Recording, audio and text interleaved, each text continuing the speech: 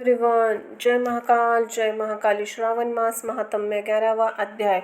हर हर शिव शंभो। रोटक तथा औदुंबर व्रत का वर्णन। सतकुमार बोले, हे देव, श्रावण मास के वारों में सभी व्रतों को मैंने आपसे सुना, किंतु आपने वचनामृत का पान करने वाली तृप्ति को मेरी तृप्ति को नहीं हो रही है। हे प्रभु, श्रावण मास में अन्य कोई मास नहीं है, ऐसा मुझे प्रतीत होता है। अंत ही आप तिथियों का महात्म्य बताइए। ईश्वर बोले, हे सतकुमार, मासों में कार्तिक मास श्रेष्ठ है, उसमें भी श्रेष्ठ माघ कहा गया है। माघ से भी श्रेष्ठ वैशाख और उससे भी श्रेष्ठ मार्गशीर्ष है, जो श्री हरि को अत्यंत प्रिय है।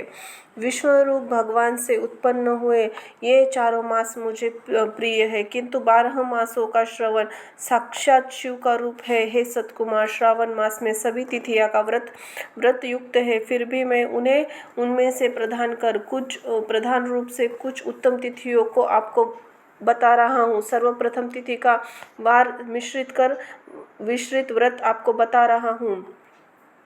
श्रावण मास में जब प्रतिपदा तिथि पर सोमवार हो तो उस महीने में 5 सोमवार पड़ते हैं। उस श्रावण मास में मनुष्य को रोटक नाम का व्रत करना चाहिए।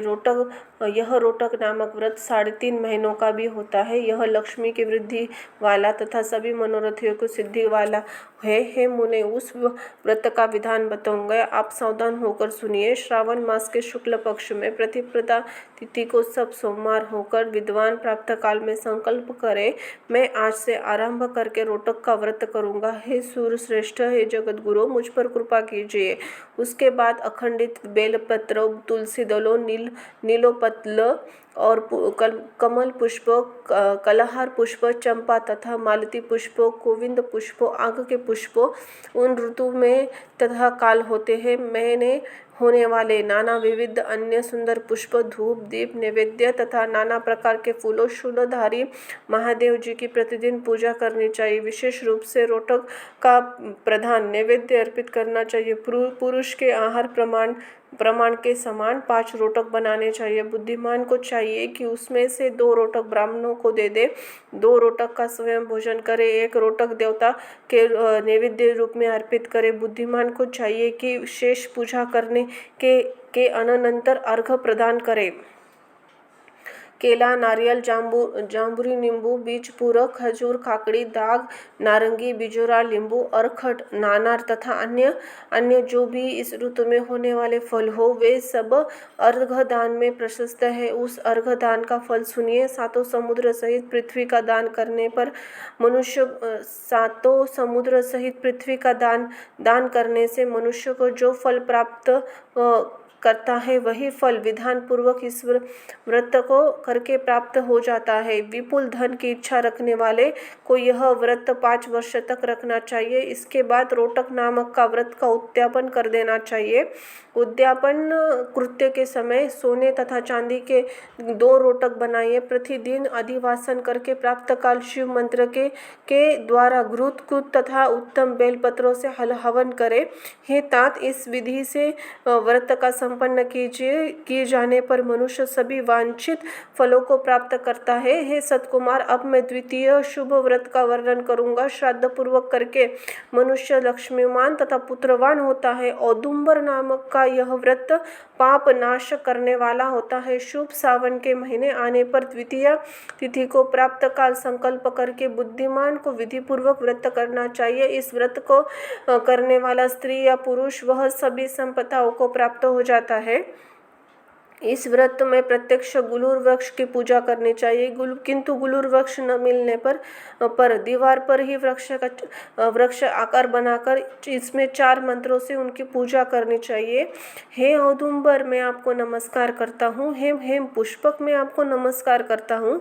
जंतु सहित फल से युक्त तथा रक्त अंड तुल्य फल वाले मैं आपको नमस्कार है। इसके अधिदेवता शिव तथा शुक्र भी आपकी पूजा गुल्लर के वृक्ष करनी चाहिए। इसके 33 फल लेकर 3 बराबर भागों में बांट लेना चाहिए। इनमें से 11 फल ब्राह्मण को प्रदान करे, 11 फल देवताओं को अर्पण करे, 11 फलों को स्वयं भोजन करे। उसी दिन अन्न का आहार नहीं करना चाहिए। शिव तथा शुक्र का विधिवत पूजन करते रात में जागरण करना चाहिए। हे तात, इस प्रकार 11 वर्ष तक व्रत करने का अनुष्ठान करके बाद में व्रत की संपूर्णता के लिए उद्यापन करना चाहिए। सुवर्ण फल, पुष्प तथा पात्र सहित एक गुलर का वृक्ष बनाइए, उसमें शिव तथा शुक्र के प्रतिमा का पूजन करें। उसके बाद प्राप्त काल होम करें। गुलर के शुभ, कोमल तथा छोटे छोटे 108 फलों तथा गुलर की सामग्रियों से तथा तिल तथा घृत सहित होम करें। इस प्रकार होम कृत्य समाप्त करके आचार्य की पूजा करें। उसके बाद सामर्थ्य अनुसार 100 अन्यथा 10 ब्राह्मणों को ही भोजन कराइए है। बस इस प्रकार व्रत किए जाने पर जो फल प्राप्त होता है उसे सुनिए। जिस प्रकार गुल्लर का वृक्ष अत्यंत जंतुयुक्त फलों वाला है, उसी प्रकार व्रतकर्ता भी अनेक पुत्रों वाला होता है और उसके वंश की वृद्धि होती है। यह व्रत करने वाला सुवर्णमय पुष्पों से युक्त वृक्ष की भांति लक्ष्मी प्रकट हो जाता है। हे सतकुमार, आज मैंने किसी को भी यह व्रत नहीं बताया। गोपनीय से गोपनीय इस व्रत को मैंने आपसे समक्ष रखा है। इसके विषय में संशय नहीं करना चाहिए, भक्तिपूर्वक इसका आचरण करना चाहिए।